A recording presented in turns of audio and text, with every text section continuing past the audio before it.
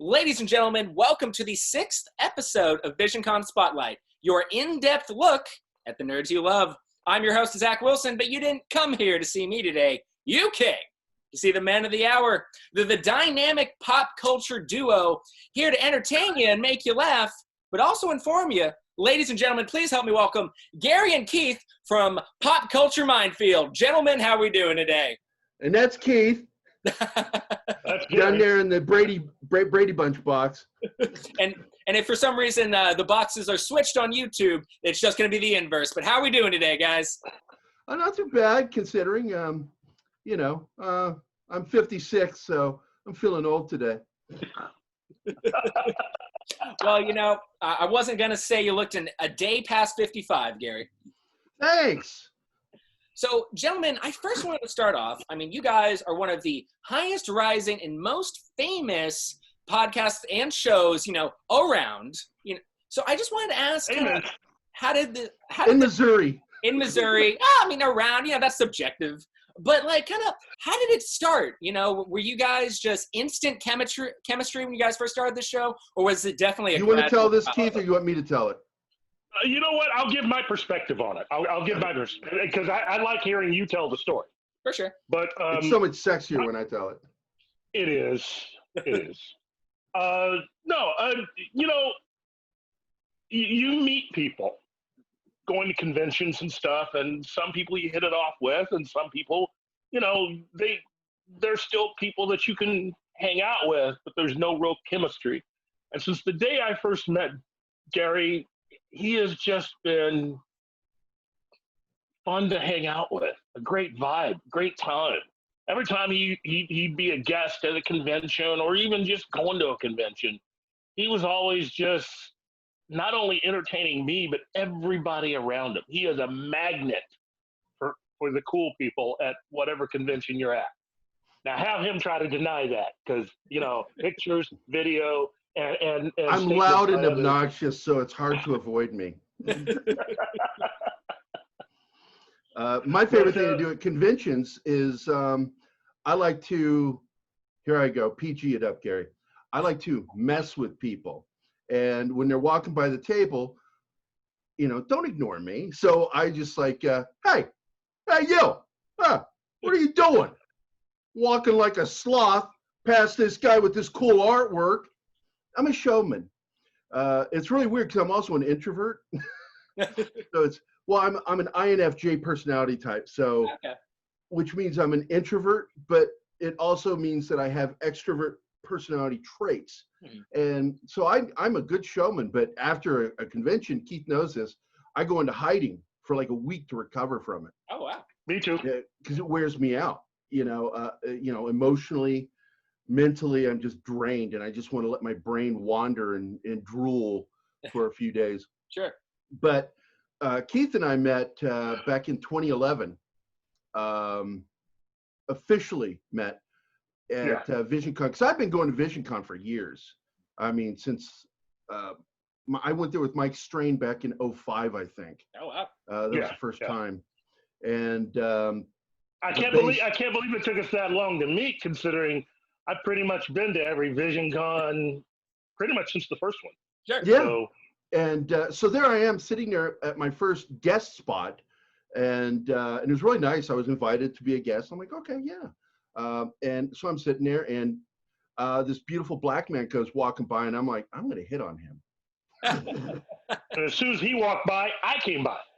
Well, he was actually with Dave Stanfield. The two of them were out hanging out together. So I became friends with both of them at the same time. But there was a real connection between Keith and I because we're both nerd encyclopedias of sorts. And so we would just talk about nerd stuff. And then, I don't know, at one point, we were talking about ideas, and that went away. And then all of a sudden we were chatting and hooked up to go to, what is that? Geekmas. Geekmas. Yeah. We went to Geekmas, and we decided to do a panel together. And I've done lots of panels all over the place. And this was the most fun panel I've ever done because he and I just started going on about stuff that we'd already been talking about. And we took over and we spoke for, I think 3, maybe even 4 hours. I'm not sure. But everybody else that had panels that day said, they acquiesced, said, no, you guys keep going. Keep going. So we just held the floor and we talked for that entire time. And it was suggested at some point, should we do a podcast? No, somebody had asked if we had a podcast. Oh, that was it. Yeah, yeah. And we looked at each other as like, huh. We really should do that because because this is how we talk in general anyway. When he and I get together, it's usually a 2 to 4 hour conversation about nerddom. We just invite you. That's the difference. Now we just invite everybody. We do what we do. We just invite you. There you go. Well, and I didn't want to do the show because really? I'm not an in front of camera person. I like working behind the camera.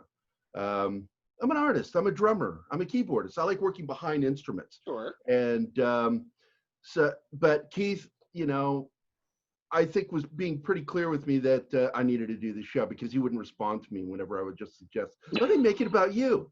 And he would just ignore me. And I'm like, okay, I get it. You're ignoring me. So I guess I got to be on the show. So I'm on the show.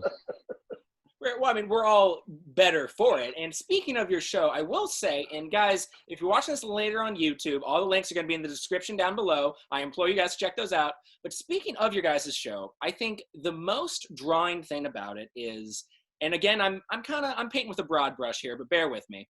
It's easy, relatively speaking, to be entertaining. It's also relatively easy to be informative. It is not at all easy to be informative and entertaining on anything.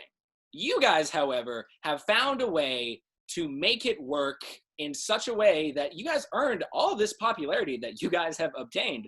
So kind of how is your process going into each show, and how do you guys flirt that line so perfectly? We basically plan a little bit for what we're going to talk about. Keith, I rely on Keith to come up what he thinks we should talk about, or Mikey Sutton, whom we are part of the Geekosity network. And so when he's got scoops that he wants covered or that we're covered and need to be re-released because they kind of fell through the cracks, we plan for that. And my goal is to set Keith up to do all the good talk. My job is just to be Dan Rowan from, Rowan and Martin. And be the funny guy. It's an early precursor to late Saturday 60s, Night Live. Early 70s Saturday Night Live type show. Yeah. And part of the pop culture zeitgeist. And but Keith is really the more knowledgeable of us when it comes to how things work in Hollywood. I have a great working knowledge on information.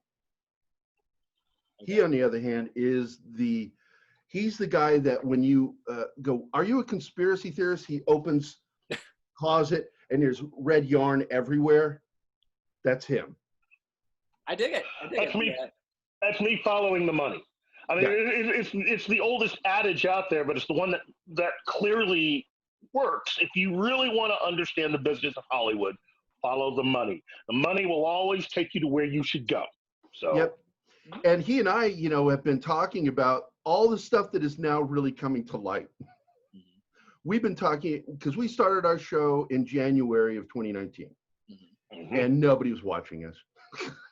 But we started talking about this stuff, and we talked about what was really going on with Star Trek. And Keith was laying out all that red yarn, and months later to almost a year later, some of that stuff's finally coming to light, and it's like Keith knew about that shit early on. Sorry. You're fine. You're fine. YouTube isn't throwing us in any bones anyway. Right. Well, guys, I think that's enough of a history lesson. I want to go into the nitty gritty because the two of you are, for not just me, but for many people, are our go-to pop culture gurus. So I'm going to throw some pop culture related questions to you guys, and I want to know your guys' honest questions and opinions, and we'll discuss it a little bit. So the first one I want to know is, pop culture is a very broad and wide spectrum of fandoms. I want to know what kind of fandom or facet of pop culture do you guys just like not get or aren't really big fans of? Keith, you want to go first? Do I not get? You know what? I get all of them because it's all rooted in the same thing. I mean, you gotta understand. You know, all of us, if not for a lot of the gains in pop culture over the last decade, especially with the help of a lot of corporations who love making money. Sure. A lot of that stuff that all of us are into would just allow us to exist in our own little group. You know, I'm thinking back to the way things were for me in grade school and high school. Not everybody was into everything that I was into, but I can't really think of anything that I'm not into except maybe the extreme horror. I mean, just the gory stuff. But outside of that, I'm down with just about anything. You know. I feel like I have to encourage and inspire you guys, so I'll do one. Firefly. Watched it in entirety. Still don't get the hype or get the. You know, I think it's the most meh show in the world, and I think it's if Cowboy Bebop was bad. That's an interesting take. Does that inspire you? If we're going to actually go down that road, yes. Okay, look, people have already seen it. Anyone that's watched the show, anything that Alex Kurtzman, CBS, and whatever they're trying to call Star Trek now is what I do not understand because it's not very well written. And it's not that I hate the actors. All the actors are top notch. They have some of the best actors and actresses working. They got some of the best crew people working. My only beef with that show is the entire writer's room and the people that are in charge. And I look at it this way. You got to be doing bad if Amazon and Netflix and then the head of the company that owns you, Sherry Redstone, don't like you. That's a good way to look at it. Well, it's anti-money. The entire franchise right now is anti-making money, and who would like that?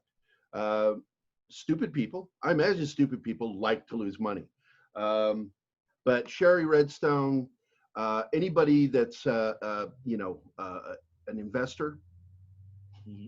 They can't be happy. And anyone look, a lot of the things that they try to promote with Star Trek now under Kurtzman, some of it doesn't make sense in light of what had to be done to get that show on the air. You know, there's a lot of behind the scenes stuff that. Yeah, and this is, by the way, the stuff that we've been talking about for like the last year. Breaking this stuff down, and it took forever to come out. But basically, this is just part of the pop culture zeitgeist right now that we're not fond of.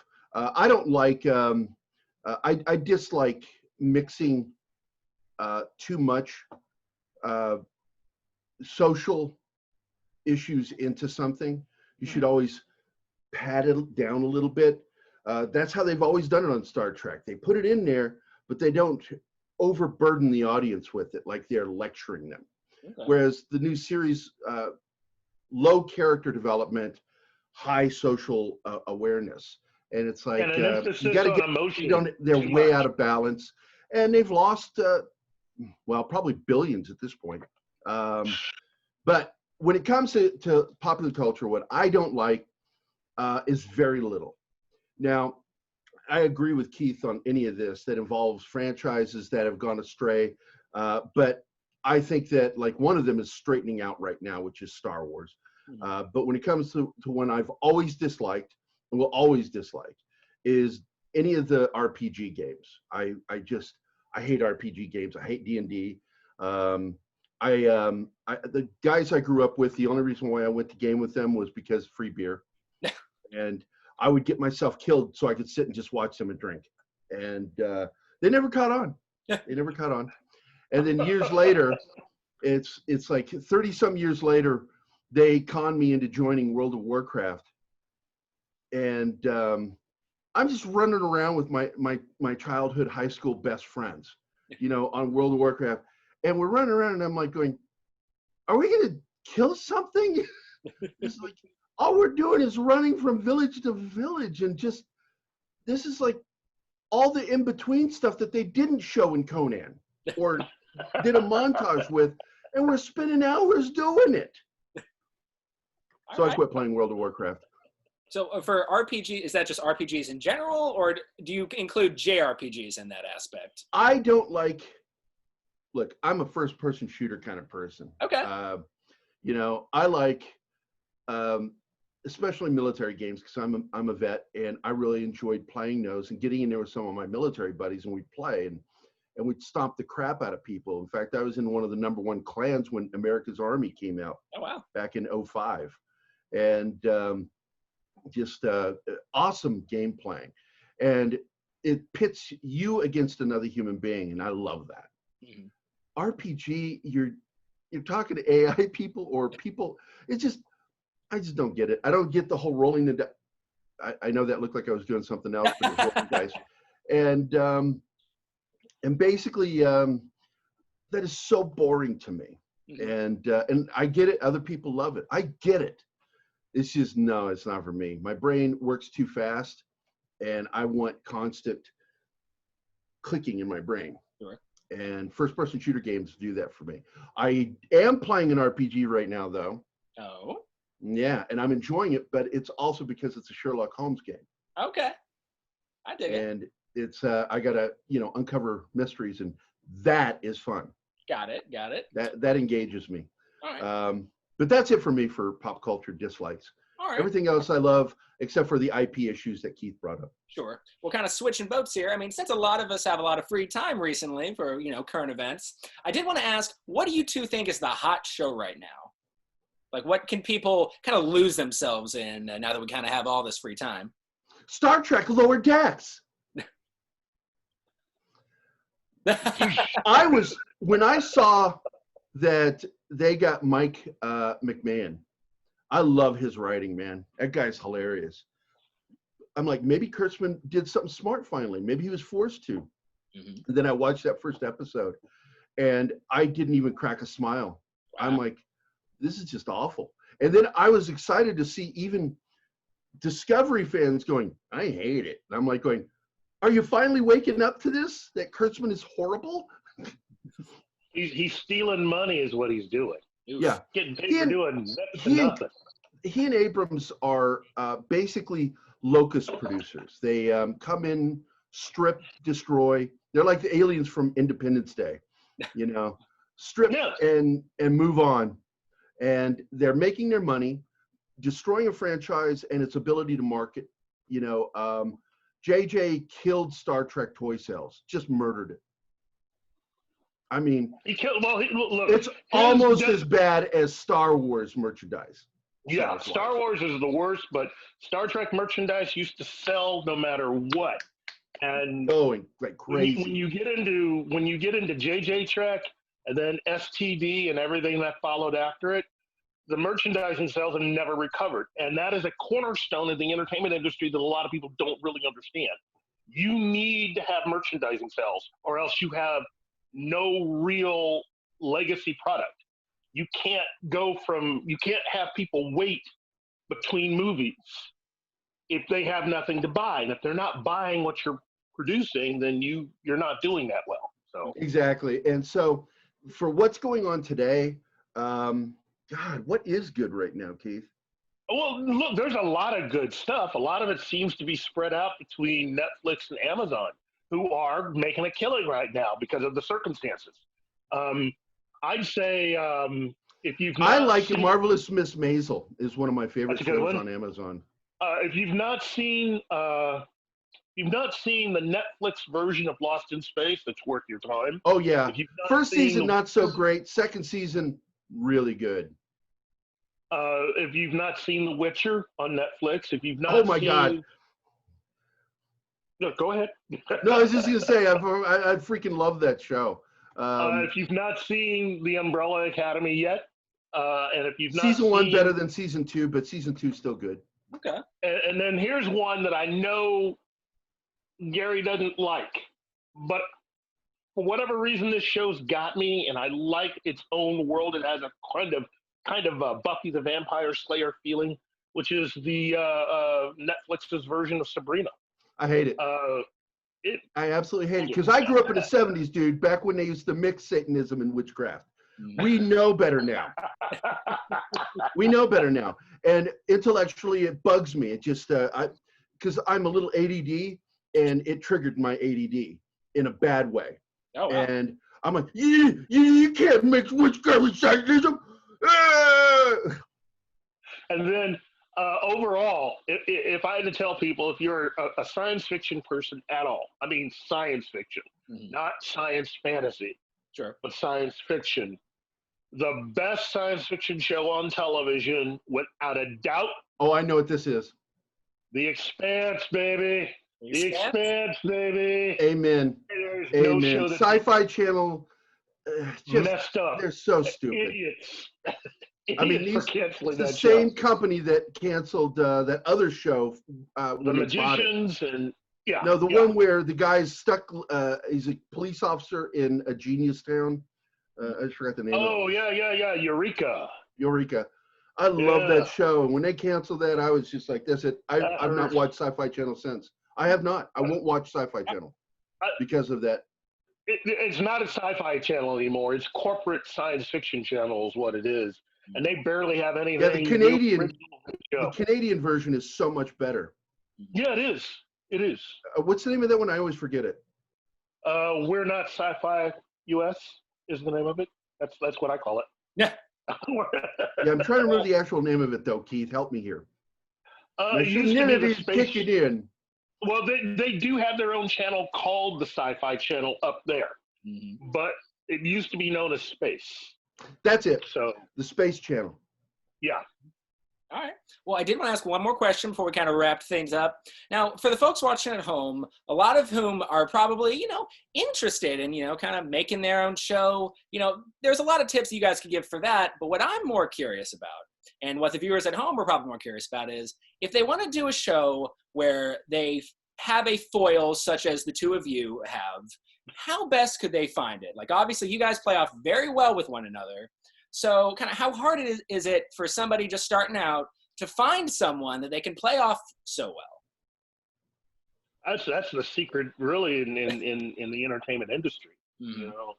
Just find somebody that you get along with. That's number one. And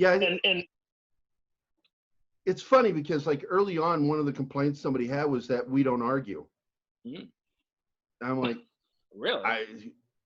I don't know what to tell you. It's like we tend to agree on almost everything, and when we don't agree, we just don't argue about it. We state our points and we go, okay, and move on. Sure. That's how all human beings should be. It shouldn't always be about conflict. Why do you want conflict? Right? Keith and I, we're politically diverse. We're diverse in some of our favorites. We're diverse in apparently color. I found out. I wasn't sure if that was true or not. And he likes rock and roll. I like funk. I dig it. We're just two different guys that love the same thing. And on top of that, we're both of us are dads. Both of us. That probably plays a lot into it. Yeah, but we're older. And the way I think we both look at it, I mean, we're both grandfathers on top of it. So it doesn't really hold any real appeal for me to just verbally go at anyone, really. I mean, I like hanging out with Gary. And I love the fact that he is so funny. I love the fact that he's so observant. Yeah, because that's always been a problem with me, and it works for some reason with Keith, is that my brain is always, the wheels are turning, and my late boss once said that he would see somebody say something really stupid in our office when we were working, and he would look over at me immediately, And he says, I could see the wheels going in your head that you are looking for your chance to just really lay this person out for saying something stupid. Sure. And I do. I look at everything that's said. I twist it in my head like that. Sure. I'm twisting it from something sexual to something just dumb. And it's just the way it is. And Keith is kind of a straight man for me. Mm-hmm. And he throws a lot of stuff out there for me. He's the Bud Abbott to my Lou Costello, the Oliver Hardy to my Stan Laurel. And I even grin like Stan Laurel. That's fair. I went when I was 14. I went as Stan Laurel for a Halloween party. Of course you did. Well, guys, where can people that are watching right now, obviously, are, if not already, soon to be big fans of yours, how can they find you? And how can they get more of your guys' content and just more of Keith and Gary? Well, especially for Missourians, we love, we want to have more Missourians on our show. Mm-hmm. And so look us up. If you've got a comic shop, if you've got a good collection, we'd love to have you on the show. You can find us at Twitter under, Twitter doesn't allow our full name, so it's Pop Call Minefield. And you can find us on Instagram at Pop Culture Minefield. And you can find us on Facebook under Pop Culture Minefield. We also have a private group. And if you would like to be invited there, just contact us through the Pop Culture Minefield page, and we'll add you to the group. There we have a lot of people. There's celebrities on our group, as well as Mikey Sutton, the big scoop master himself, or as I call him, the scoop master general. It's like the cool party that nobody advertises, and we just hang out talking with people. Well, I tried to make it public, but after we had some people in the group, it wouldn't let me. So it has to remain private. Facebook has really weird rules, and that's one of their rules. It's like, for the protection of members of your group, we would have to kick everybody out of the group and start all over. And I'm like, I'm not going to do that to those people. So, but we do have a Facebook page, and we update there regularly. Keith's on there. I'm on there. Susan from 1428 Elm, which is a big sci-fi magazine. Horror magazine. Mm-hmm. She's on there. She used to be with our show, and but she got too busy. And of course, Dee Dee Crowley from Devon. She does Game Girl, so she's always doing unboxing. She slowed down for a while because of her kid and the outbreak of this virus, but she's getting back into the swing, doing more unboxing, and she's going to do more game reviews, which is really cool because she's very popular. She's also from, 1428 Elm, and what's the other big horror magazine? Oh man, it has to do with Rue Morgue. Okay. Yeah, and the people we have on the show are legit people. It's like I'm actually write for 1428 Elm. A lot of people don't know it. I don't publicize it. Oh, wow. I just write little funny things every once in a while. I've been too busy lately with comic books. Sure. But Keith. Well, yeah, go ahead. No, I was gonna say, Keith, you got something to add to that, man? No, I was just gonna say, look, we try to. I think one of the other secrets to us appealing to as many different people is having people that work with us that are as diverse but also fun to be around. They get it. They get us. They just want to. They love pop culture. They love being geeks and nerds. And if those are things that you're into, then yeah, we're definitely the show for you. But we're not. Again, as Gary stated much better than we're just not into the whole arguing thing. I don't know why that's a thing. I can't even. It's just there's so much negativity going on right now that I just don't want to partake in it. And this goes to even our political differences. He and I talk about our political differences. We don't agree even remotely. Yeah. So what? I love him anyway. He loves me. It's I think the big part for us is we're not. At least for me, I'm not trying to convince him to join my side. I'm not trying to bring him over. And though ironically, we did take a test recently, and we found out part of the reason why we don't argue is we're both centrists politically. Oh, okay. Even though he leans liberal centrist, I lean conservative centrist. So therefore, I have liberal leanings. Okay. And he has some conservative leanings. Okay. And so therefore, it's a perfect match. I mean, that makes perfect sense. Yeah. And plus, like he said, our age, we just hit a point where it's like, I don't really feel like fighting with people. I don't. People come on my page and they'll say something and I'm like, boop, delete, get out of here. I'm not interested in you coming here to use my Facebook page as your platform. Use your own damn page. It's a simple rule of mine. Don't come over here and preach on my page. Yeah. I'm the only one allowed to preach on my page. And I don't really. I'm a smart ass when I say mean things or funny things. Sure.